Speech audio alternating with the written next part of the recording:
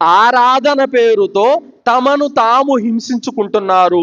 ఇలాంటి వారు అన్ని మతాల్లోనూ ఉన్నారు సోదరులారా.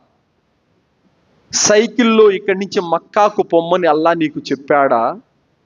కాలినడకన హజ్జు చేయమని అల్లా నీకు చెప్పాడా? వేల కిలోమీటర్లు ప్రాణ రక్షణ లేదు, నీ దగ్గర ధనం లేదు, చలికి ఎండకి సరైనటువంటి సదుపాయాలు లేకుండా అంత ఘోరంగా నిన్ను నువ్వు హింసించుకుంటూ వెళ్ళి కాబా యాత్ర చేయమని అల్లా చెప్పాడా? నువ్వు హజ్జు చేయాలంటే, నువ్వు ఉమ్రా చేయాలంటే నీ ఆరోగ్యం బాగుండాలి, తగినటువంటి ధనం నీ దగ్గర ఉండాలి, నీకు ప్రాణ రక్షణ ఉండాలి, స్త్రీ అయితే కనుక మహరం తోడు ఉండాలి. ఇన్ని కండిషన్లు ఉన్నాయి సోదరులారా.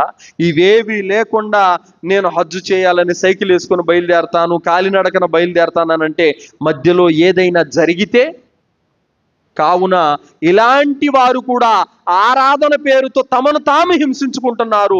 అలాంటి వారు కూడా తమపై దౌర్జన్యానికి దిగినట్టే. స్వతహాగా తమకు తామే వారు దౌర్జన్యానికి పాల్పడిన వారు అవుతారు.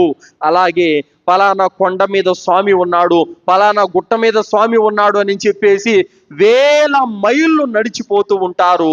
ఆ పాదాలకు బొబ్బలు లేచి ఉంటాయి, రక్తాలు కారిపోతూ ఉంటాయి, కాళ్ళు నొప్పులతో అల్లాడిపోతూ ఉంటారు.